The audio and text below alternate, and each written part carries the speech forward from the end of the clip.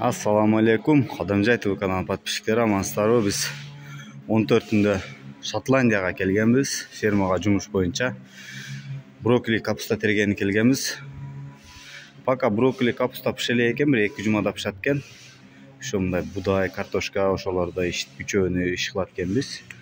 Пока иш жок туруп калбагыла деп ушул скалатты пока тазалап, жыйнап, ошентип тургула деди. Кече мурдагы видеолордо сиздерге жашаган жерибизди көргөзгөнбүз. Азыр эми иштеген жерибизден кичине үзүндү кылып тартып көргөзөйүн турган. Ушу скалатты жыйнап атабыз. Мына каптарда селитра бар экен, селитраларды бияка астыларын тазалап, жыртылган каптарды алмаштырып, 8 кыргыз бала келгенбиз, иштеп атабыз.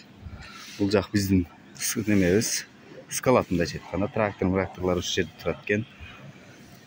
Бияқта дагы 2-3 бала иштеп атат. Бияқта техникалар. Пока ушундай жумуштарды берип атат. 11 саат, общий 12 саат берип атат. 1 саат обедке. Ушундай 12 сааттан жумуш эптеп иштеп атабыз. Пока убакыт өткөрмөй. Ушундай жердебиз туугандар. Иштесе болот экен. Пока эми брокколи башталып элек, брокколини пока билбейбиз. Бирок мындай иштер жакшы. Англичандар өзү экен хозяиндерибиз. Бул жакта кыргыз бала чогуу атат. Ушундай туугандар. Ушундай жаңылыктар. Анан капустага чыкканда, поляга чыкканда дагы видеолордон киргизип турабыз.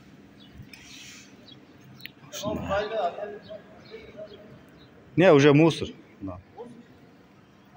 Ушундай туугандар. Ушундай иш. Бул жакта тракторларды жууп тазалап атат. Даярдык. Ушундай туугандар. Дагы жаңылыктардан киргизип турабыз. Лайктан басып, подписка болуптур, подписка болуп коюңуздар. Жумуш Шотландияда. Кыргызстанга окшогон эле жерлер экен.